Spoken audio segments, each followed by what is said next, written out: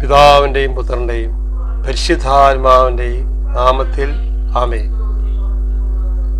ഒരു അന്ധനെ യേശുവിൻ്റെ അടുക്കൽ കൊണ്ടുവന്നപ്പോൾ യേശു നിലത്ത് തുപ്പി ചെളിയുണ്ടാക്കി, എന്നിട്ട് അവൻ്റെ കണ്ണുകളിലേക്ക് പുരട്ടി.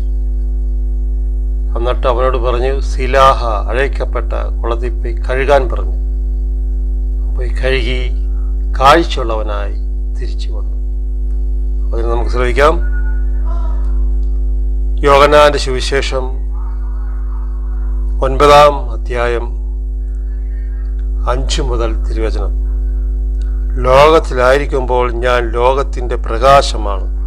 ഇത് പറഞ്ഞിട്ട് അവൻ നിലത്ത് തുപ്പി ആ തുപ്പൽ കൊണ്ട് ചെളിയുണ്ടാക്കി അവൻ്റെ കണ്ണുകളിൽ പൂശിയിട്ട് അവനോട് പറഞ്ഞു, നീ പോയി സിലാഹ, അയക്കപ്പെട്ടവൻ എന്നർത്ഥം, കുളത്തിൽ കഴുകുക.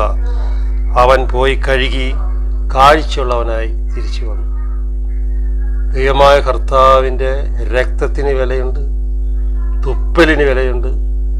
ദൈവമായ കർത്താവിനോട് നമുക്ക് പ്രാർത്ഥിക്കാം, ദൈവമായ കർത്താവേ, നിന്റെ തിരിച്ചോര കൊണ്ട്, തിരുരക്തം കൊണ്ട് എന്നെ കഴുകാൻ ഞാൻ യോഗ്യനല്ല, നിന്റെ തുപ്പലിൻ്റെ യോഗ്യതയെങ്കിലും എനിക്ക് തരണമേ എന്ന് പ്രാർത്ഥിച്ചാൽ കർത്താവ് ദയ തോന്നി നമ്മളെ കഴുകും.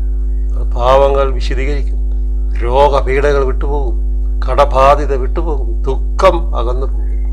കർത്താവേ, നിന്റെ തുപ്പലിൻ്റെ യോഗ്യത എനിക്ക് വരണമേ എന്ന് കർത്താവായ ദൈവത്തോട് പ്രാർത്ഥിച്ചുകൊണ്ട്, പിതാവായ ദൈവമേ, അവിടുത്തെ പുത്രനായ യേശുവിനെ ഞങ്ങളുടെ കുടുംബത്തിലേക്ക് അയക്കണമേ എന്നും ഞങ്ങളെ രക്ഷിക്കണമേ എന്നും പ്രാർത്ഥിച്ചുകൊണ്ട്, പിതാവിൻ്റെയും പുത്രൻ്റെയും പരിശുദ്ധാത്മാവിൻ്റെയും നാമത്തിൽ എല്ലാവർക്കും യേശു നാമത്തിൽ സമാധാനമുണ്ടാകട്ടെ എന്ന് പ്രാർത്ഥിച്ചുകൊണ്ട്, Ave Maria, praise the Lord.